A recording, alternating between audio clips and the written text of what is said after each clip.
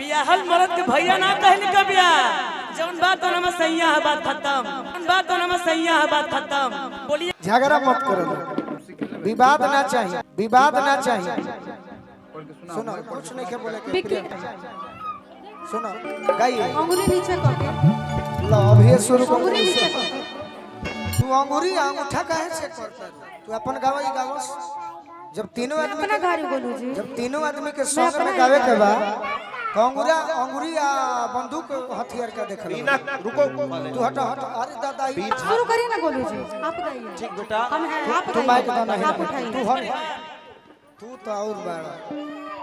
केहू भी गीत गाए ब्यास जी रोबा सब सीखे नहीं आप अपन गीत क्यों गाओ केहू कलाकार के गीत ना गाए तो संगे गाई नु अपना गाएंगे हम अपना गाएंगे कोई किसी का नहीं गाएगा गाइए जकरा गावे के पगाओ हमरा अपने गावे के बा अपने उठैले बानी हम गाइए पापन ना शिल्पी राज का बात कर रही हूं मैं अपना गाइए मैं गा रही बैठा भगवान बैठा राम जी क्षमा बात कर रही हूं करो आपसे मैं अपना इज्जत नहीं गवाना रही मैंने बोला आपसे जिसका इज्जत है वो इज्जत का गवाएगा इज्जत होगा तब ना कोई गवाएगा मैंने बोला भी नहीं अब आप सबकी इजाजत लेके वो काम करते नहीं तू चुपचाप खाली रही है आप बोलू जी टोन कस के माइक में आप विवाद खुद कर रही है टोन कस रही है ना इधर आइए मेरा अगर हमको मानते हैं तो इधर अगर हमको मानती हैं तो आप आइए आपके बुलावे पे प्रियंका आई एक शब्द नहीं बोली केवल गाना गाई और दोनों लोग दो गाना आप लोग अपने साथ गाइए तालियां बजाइए दोनों कलाकारों के लिए अरे हम बनाने वाले हैं बिगाड़ने वाले नहीं हैं आओ है नहीं आओ हमार कसम बदून अगर मारो ना तो हमरा के ट्रक से धक्का मरवा दी हो झगड़ा मत करो लोग अच्छा नहीं खेलगत कलाकार में आओ संस्कार की बात यार मेरे बारे में कोई क्या जानता है मेरी मम्मी खुद एक कलाकार है अरे मैं आप बहुत कलाकार अच्छा की गा बेटी रहे हूँ मैं किसी के साथ चल है ना बोले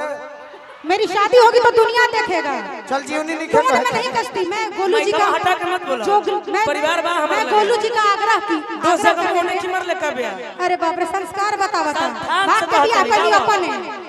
संस्कार के बात हमारा से करते हैं गाना है ना भगेड़ू कहीं की अरे बक्सर के कट गइल डाल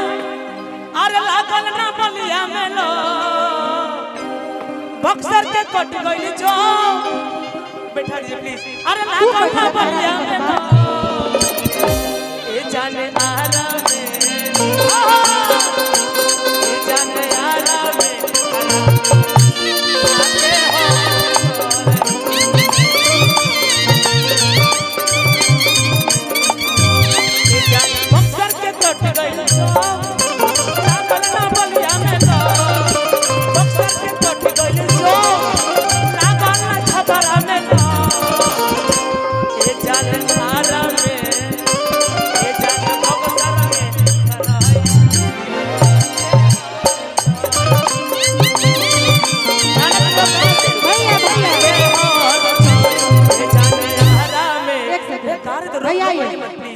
कि बाड़ू बड़का चालू तू तो कोई घरवा खोलू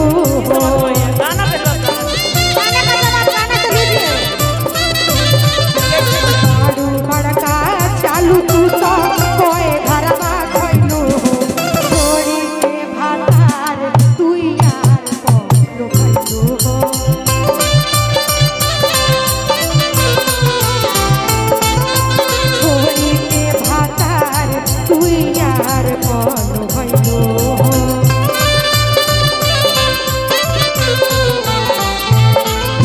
हमारे यार में कोनो कमी थोड़ा नहीं थी बियाहल मरद के भैया ना कहली कबिया जौन बात होना में सैया है बात खत्म बोलिएगा मत गाना गा लीजिए हम पारिवारिक लड़की हूँ आइए एगो गाना बना लेकिन हम यार गाने दीजिए गाने देख रहे हैं भैया डी लगाइए ना मेरा भी स्केल लगाइए नहीं भैया तब हम नहीं गा पाएंगे कष्ट जवाब हो सुनिए जवाब सुनिए एक सेकंड काव्या जी एक सेकंड रुकिएगा एक सेकंड सब लोग सुनिए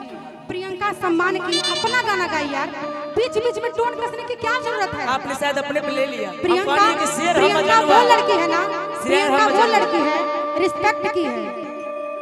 क्योंकि कमाई हम ना खाई सुना सुना सुना अब जब बात निकले तो बात सुनो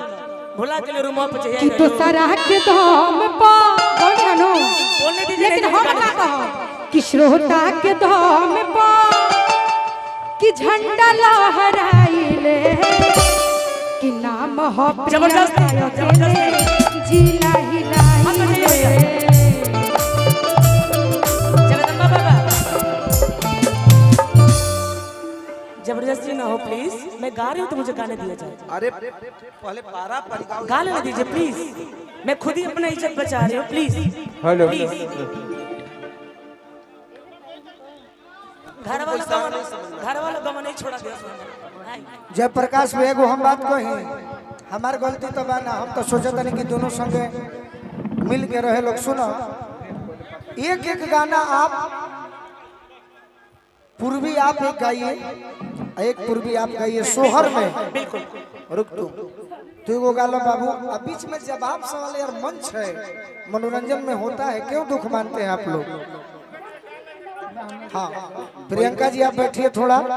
काव्य आप एक पूर्वी गाइए, बढ़िया से गाइए तो चौगुन के साथ। लोक का आदेश है, उधुरा के गाँव है, अलयदार के धरते खड़ा होकर बैठ के मत सुनो, हमारे सामने मत जज बने लगे, बैठो खड़ा हो खड़ा हो। तो लगाई जा पूर्वी के भाव। बी मेजर, बी मेजर, हाँ बी मेजर। सब बात के दुख माने गले स्टेज पर, यही तो एंटरटेनमेंट है ना। हो गया चलिए गाइए। कितना चंदन संग विवाद के लिए एंटरटेनमेंट होता है। आइए ये दीजिए स्केल बी मेजर, एंटरटेनमेंट यही तो मंच है यार, यही तो मंच। हम कहनी के इतना कहलू सुनबा के बदनाम देखी ले सकाल यूट्यूब पर हम हो, जबकि हमार कोनो बोलते नहीं के कहू कह दो भैया। वीरेंद्र सर मैं आपके दरवाजे पे आई हूं तो क्या मैं आपको भूल जाऊंगी? कि सुन परदेसी ये गाओ तो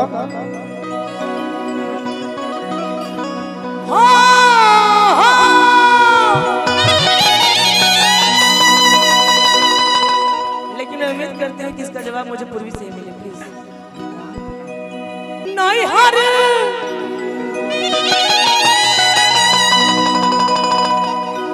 के पासान देहिया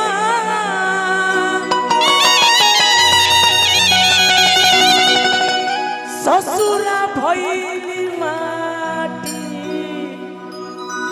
एही जा मिलत रे नइखे।